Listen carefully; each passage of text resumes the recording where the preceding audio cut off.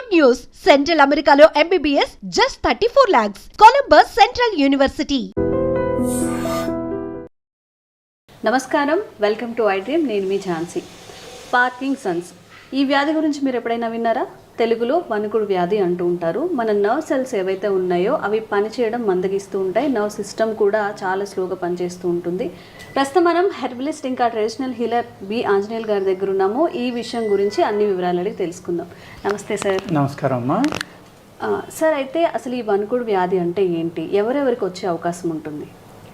అంటే ఎవరెవరికి అనేది మనం ప్రిడిక్ట్ చేయలేం కానమ్మా.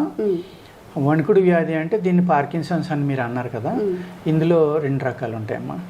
ఒకటి సెరిబ్రల్ ఉంది, ఫిజికల్, రెండు రకాలు ఉంటాయి. బ్రెయిన్కి వచ్చేదాన్ని అల్జిమర్స్ అని కూడా అంటారమ్మా. ఇది నర్వస్ సిస్టాన్ని ఇబ్బంది పెడుతుంది అనమాట. ఇది మెయిన్లీ ఆటో ఇమ్యూన్ ప్రాబ్లం అమ్మ. అంటే మనలోనే రెండు రకాల బ్యాక్టీరియా ఓవర్ ప్రొడ్యూస్ అయ్యి రెండు ఫైట్ చేసి చనిపోవడం కానీ, లేకపోతే ఇమ్యూనిటీ బ్యాక్టీరియాని ఏదైతే మనకి చెడు బ్యాక్టీరియా ఉందో అది చంపేయడం కానీ, దానివల్ల ఈ ప్రాబ్లం స్టార్ట్ అవుతుందమ్మా. నర్వస్ సిస్టంలో కోటింగ్ కూడా పాడవుతుంది దీనివల్ల. పాడవడం వల్ల ఏంటంటే నర్వస్ సిస్టంలో సిగ్నల్స్ అనేది బ్రెయిన్ నుంచి రావడం లేట్ అవుతుందమ్మా. ఆ విధంగా కూడా జరుగుతుంది. దీనికి యాక్చువల్గా ఏంటంటే మందులు ఇప్పుడు మోడర్న్ మెడిసిన్లో కూడా దాన్ని సబ్సైడ్ చేయడానికి తప్ప దీంట్లో పూర్తిగా తగ్గించే మందు లేదని వాళ్ళు చెప్తూ ఉంటారు. వాళ్ళే చెప్తారమ్మా, డాక్టర్సే చెప్తారు. అదే విధంగా మీరు గూగుల్లో కొట్టినా కూడా దాని గురించి పూర్తిగా తెలుస్తుందమ్మా.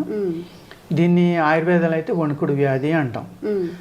ట్రెడిషనల్ మెడిసిన్లో అయితే ఉన్నాయమ్మా దీనికి మందులు. దాన్ని ఫర్దర్గా పెరగకుండా ఆపడానికి మందులు ఉంటాయి, ఉన్నదాన్ని కొంతవరకు వెనక్కి తీసుకోవడానికి కూడా మందులు ఉంటాయమ్మా. పూర్తిగా తగ్గడం అనేది చాలా తక్కువ మందికి. అంటే ఏజ్లో ఒక 25, 30, 35 ఆ ఏజ్లో వచ్చినాయి అనుకోండి, వాళ్ళకి తగ్గడానికి చాలా మంచి అవకాశం ఉందాం.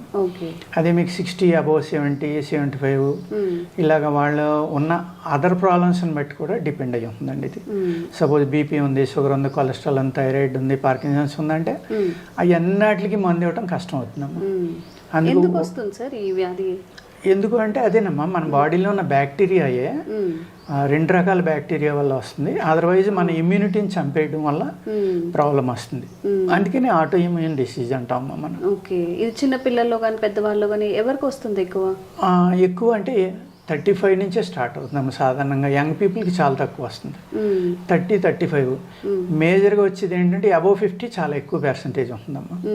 ఎందుకంటే మనకి 45 సంవత్సరాల వయసు దాటిన కాడి నుంచి బాడీ వెనక్కి వెళ్తుంది కదమ్మా. ఎప్పుడైతే మీకు ఇమ్యూనిటీ తగ్గడం మొదలుపెట్టిందో, బాడీ యొక్క మజిల్ కానీ లేకపోతే ఎముకల్లో కానీ శక్తి తగ్గడం మొదలుపెట్టిందో, అప్పుడు చాలా తొందరగా మీకు ఈ ఆటో ఇమ్యూన్ ప్రాబ్లం అనేది ఫాస్ట్గా డెవలప్ అయిపోతుందమ్మా. అందుకేం చేయాలంటే పూర్వకాలంలో ఈ న్యాచురల్గా దొరికే హెర్బ్స్ కానీ లేకపోతే ఒక సిద్ధ మకర ధ్వజం అని బంగారు భస్మంతో తయారు చేసేవారమ్మా అప్పట్లో. బంగారు భస్మం అంటే బంగారాన్ని భస్మం కింద చేస్తారమ్మా, యాష్ కింద చేస్తారు.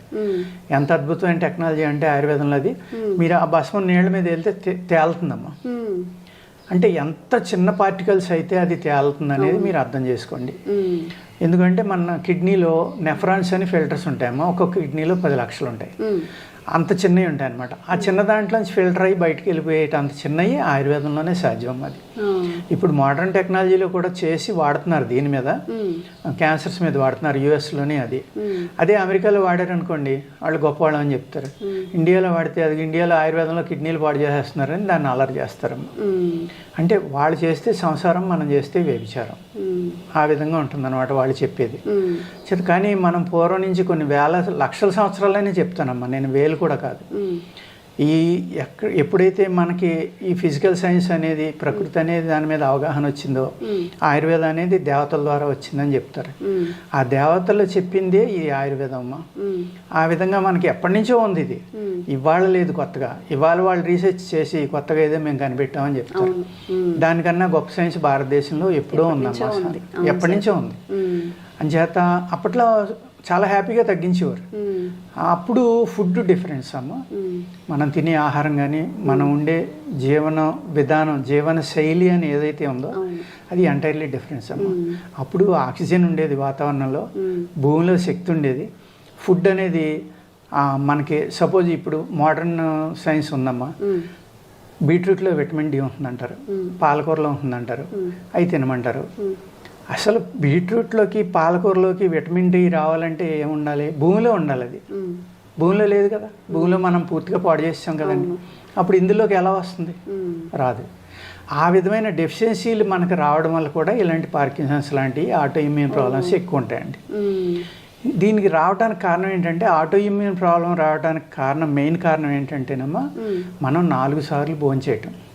4 సార్లు భోజనం చేయడం. భోజనం అంటే ఇప్పుడు 7 o'clock 8 9 టిఫిన్ చేస్తున్నాము, 12 గంటలకు లంచ్ చేస్తున్నాం, 3 4 మళ్ళీ 5 లోపల స్నాక్స్, రాత్రి మళ్ళీ భోజనం. ఇన్నిసార్లు తినటం వల్ల ఏమవుతుందంటేనమ్మా, మన ఫిజికల్గా మన శరీరంలోకి యాసిడ్స్ పెరిగిపోతాయి.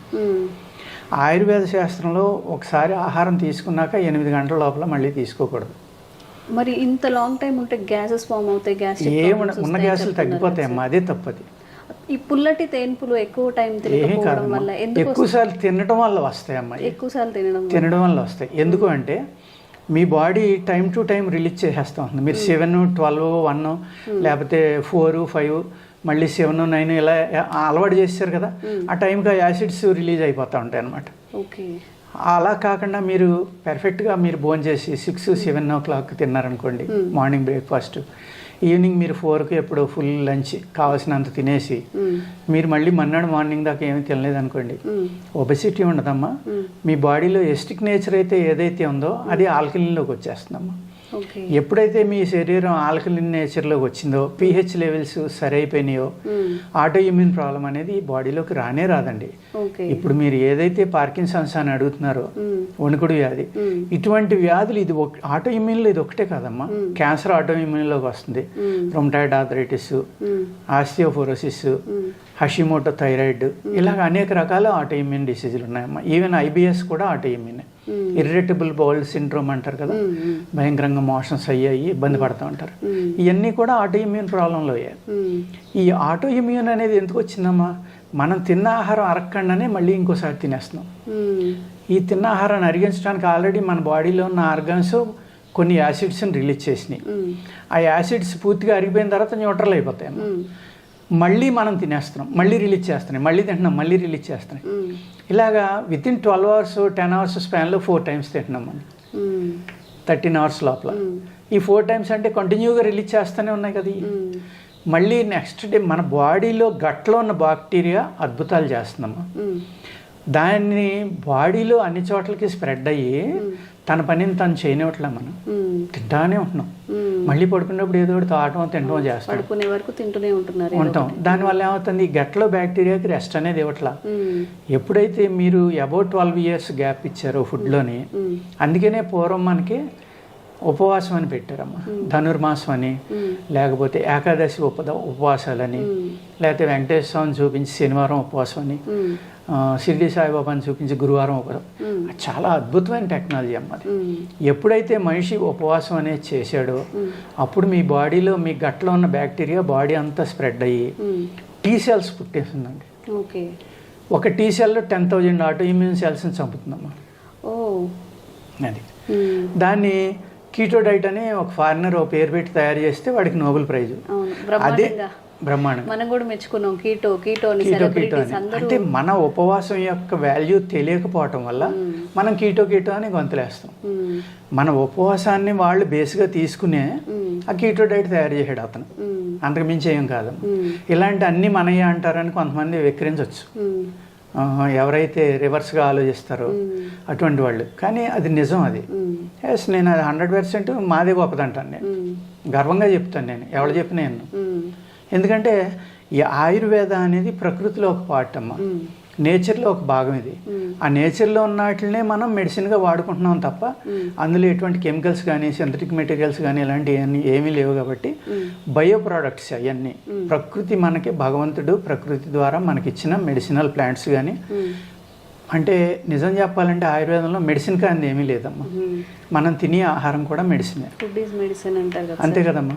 ఆ మెడిసిన్ మనం జాగ్రత్తగా తినకపోవడం వల్లే ఇన్ని రకాలైన ప్రాబ్లమ్స్ మనం కొని తెచ్చుకుంటున్నాం.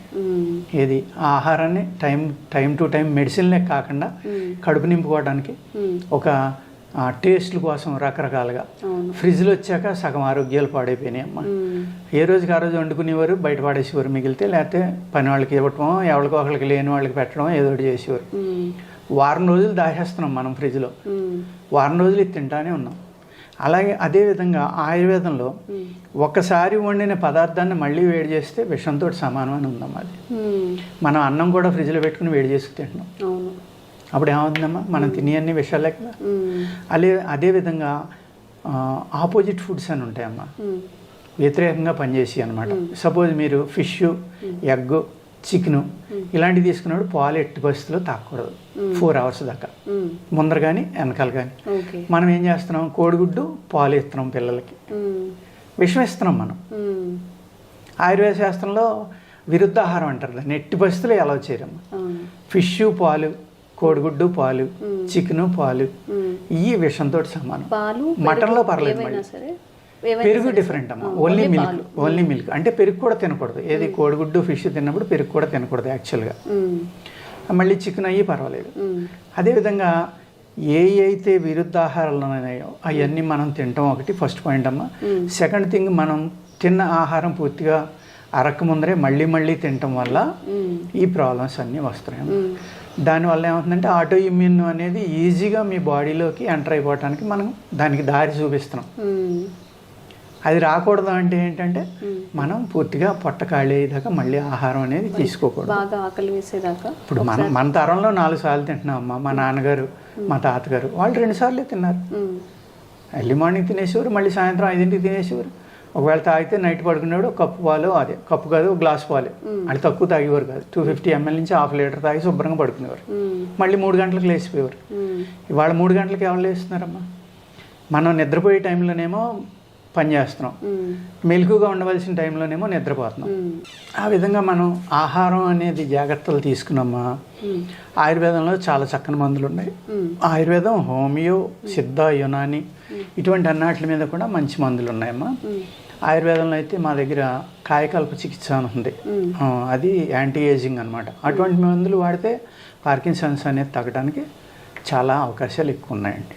ఓకే సార్, మరి ఈ పార్కిన్సన్స్కి అల్లోపతిలో మెడిసిన్ లేదని చెప్పారు, మరి ఇంకా ఎలా మరి ఇది మెడిసిన్ కావాలంటే? ఆయుర్వేదంలో ఉన్నాయమ్మా, అద్భుతమైన మెడిసిన్స్ ఉన్నాయి ఆయుర్వేదంలో. మేము చాలా కేసులు చేస్తూ ఉంటాం. అంటే మేము ఏదో 100% చేయలేం కానమ్మా, అక్కడ ఆపడం అయితే చాలా ఎక్కువ పర్సంటేజ్ ఉంది.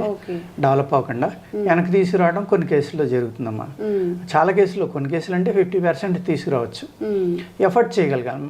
ఆయుర్వేదం అంటే ఏంటంటే ఏదో చెట్లు పీకిస్తారో చాలా చీప్ అనుకుంటారు. కాదమ్మా, నేను కొన్ని ఎపిసోడ్లో చెప్పాను, చాలా కాస్ట్లీ అఫేర్ అనమాట ఆయుర్వేదం అనేది. అది ఆ విధమైన మందులు కనుక మనం వాడితే వెనక్కి రావడానికి కూడా చాలా చక్కని అవకాశాలు ఉన్నాయమ్మా. Okay, thank you sir. నమస్కారం అమ్మా.